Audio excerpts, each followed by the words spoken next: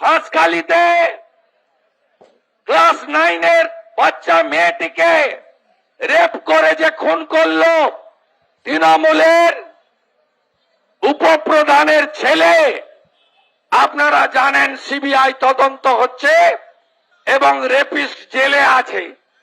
একইভাবে কালিয়াগঞ্জে রাজবংশী পরিবারের ক্লাস 12 এর ছাত্রী, তাকে যে রেপ করলো তার নাম জাবেদ, তিনি তৃণমূলের অঞ্চল সভাপতির ছেলে। আপনারা জানেন গত বছর 9 আগস্ট 1 বছর হতে যাচ্ছে আরজিকর হসপিটালে ডাক্তার বোনকে ধর্ষণ করে খুন করে প্রমাণ লোপাটের কাজে নেতৃত্ব দিলেন কে? বিনীত গোয়েল, সন্দীপ ঘোষেরা। প্রাথমিকভাবে যিনি সাজা পেয়েছেন তিনি কে? তিনি হলেন মমতা ব্যানার্জির সিভিক ভলেন্টিয়ার। আজকে বোনেরা, আজকে মহিলা ডাক্তার তিনি হসপিটালে মেডিকেল কলেজে সুরক্ষিত নন। কাকে অভিযোগ করবেন আপনি? কোথায় সাফাই দেবেন?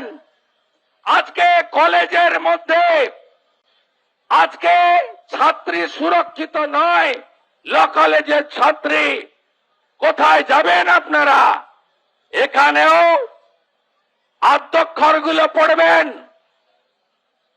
যে কত রকমের আদ্যক্ষর। এরা কারা? এরা হচ্ছেন ভাইপো গ্যাং। ভাইপো গ্যাং শুধু চাকরি বিক্রি করেননি, কলেজে কলেজে ইউনিভার্সিটিতে দু ছেলের বাবা সব বিবাহিতরাও তারা এখন ছাত্র নেতা। আজকে 9 বছর কলেজে ইউনিভার্সিটিতে স্টুডেন্টস ইউনিয়নের ইলেকশন হয় না। আজকে ভাইপো গ্যাং তারা প্রত্যেকটা college, university, law college, medical college সব দখল করে নিয়েছে। আর সেখানে শুধুমাত্র অর্থের কারবার হয় না, সেখানে আপনারা আপনার মেয়েকে, আপনারা আপনার বোনকে পাঠাচ্ছেন উচ্চ শিক্ষায় শিক্ষিত হতে। আর সেখানে তৃণমূলের নেতারা, যাদের ছবি ভাইপোর সঙ্গে দেখা গেছে, যারা তৃণমূলের ছাত্র সংগঠনের পদে বসে আছেন, তারা এই ঘটনা ঘটাচ্ছেন। মনোজ বার্মা বাবু কোথায় লুকিয়ে দিলেন ওই ছাত্রীকে? কোথায় লুকিয়ে দিলেন তার বাবা মাকে?